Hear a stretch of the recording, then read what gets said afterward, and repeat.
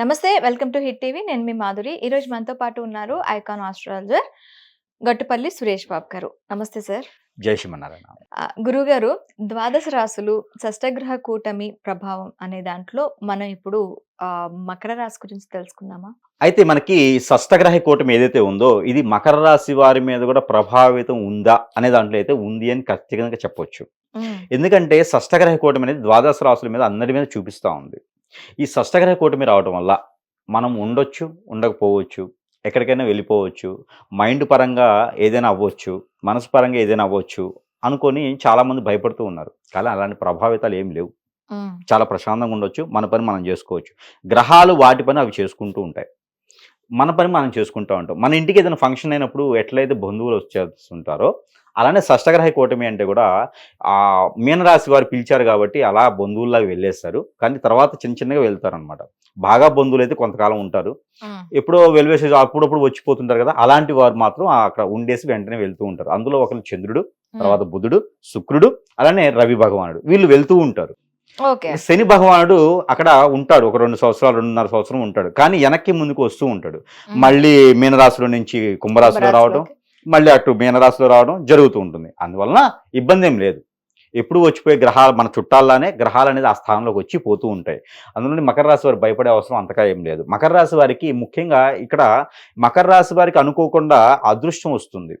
ఎప్పుడో పూర్వీకుల ఆస్తులు కానివ్వండి, వీలునామాలు కానివ్వండి ఉంటే అవన్నీ అదృష్టం ఇప్పుడు మకర రాశి వాళ్ళకు ఉంది. అలా అని చెప్పి పని చేయకుండా గురువుగారు చెప్పారు కదా అలా వేచి చూసే అవసరం లేదు. మీ ప్రయత్నం మీ పనులు చేసుకుంటూ ఉంటే ఆ వీలునామాస్ కానివ్వండి, ఆ రావాల్సిన ఆస్తులు ఏమన్నాయో అవి ఆటోమేటిక్గా వస్తాయి.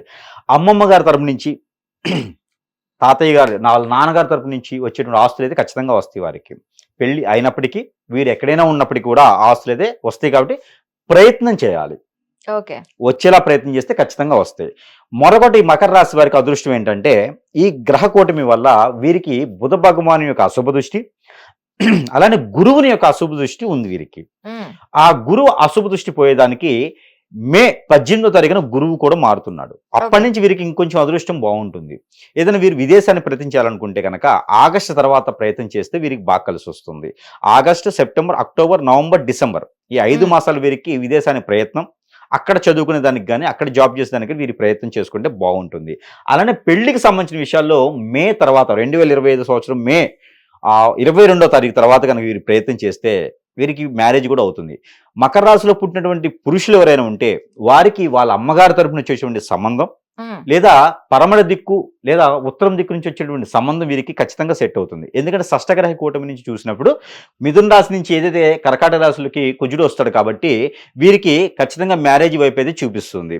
కావున వీరికి మ్యారేజ్ అయ్యేదానికి ఎక్కువ ఆస్కారం కనబడుతూ ఉంది. అందుకని వీరు మే నెల 22వ తారీఖు తర్వాత పెళ్లి సంబంధాలు ఏవైతున్నాయో అవి కుదిరించుకుంటే వీరికి చాలా అదృష్టం అనేది కనిపిస్తుంది.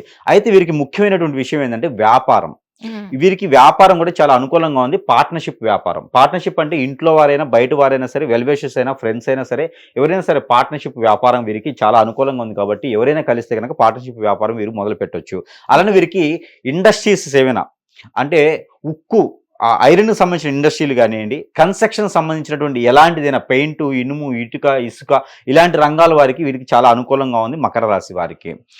అలానే మకర రాశి వారికి ఇంకా కూడా విదేశయానానికి వెళ్ళేదానికి కానీ, పిక్నిక్లు వెళ్ళేదానికి కానీ, పిల్లల్ని ఇంకా హాస్టల్లో వేసేదానికి కానీ, పిల్లల ఎడ్యుకేషన్ సంబంధించి కానీ వీరికి చాలా అనుకూలంగా ఉంది.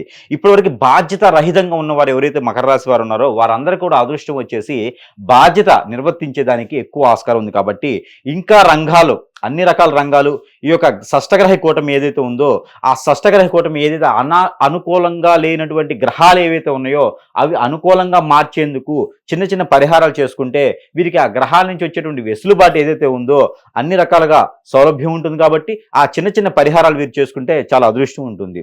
దానికి తగ్గట్టు పరిహారం ఏంటంటే గుగ్గిలము, మైలుతుత్తము, సాంబ్రాణి ఈ 3 కూడా ఒక పావు కిలో తీసుకొని పౌడర్ చేసుకొని పెట్టుకొని ఆవు పిడక ఏదైతే ఉందో ఈ ఆవు పిడక మీద ఇంట్లో సాయం సంధ్య వేళలో 5:40 తర్వాత 7 గంటల లోపున కొంతమేర ప్రతిరోజు 1 టీ స్పూన్ సుమారుగా పొగ వేసుకున్నట్లయితే వీరికి ఉన్నటువంటి ఆరోగ్య స్థితిగతి, వీరికి ఉన్నటువంటి ఆర్థిక స్థితిగతి, అలానే వీరికి ఉన్నటువంటి గ్రహాల నుంచి వెసులుబాటు, అలానే వీరికి వాస్తు ప్రకారంగా ఏదైనా లోపం ఉన్నా, వ్యాపార సంస్థలు ఏదైనా దోషాలున్నా, నరదిష్టి, నరఘోష, ఆర్థిక సమస్యలు ఏమైనా కూడా వీరికి తొలగిపోయేదానికి ప్రతి నిత్యము కూడా వీరు పొగ వేసుకోవాలి.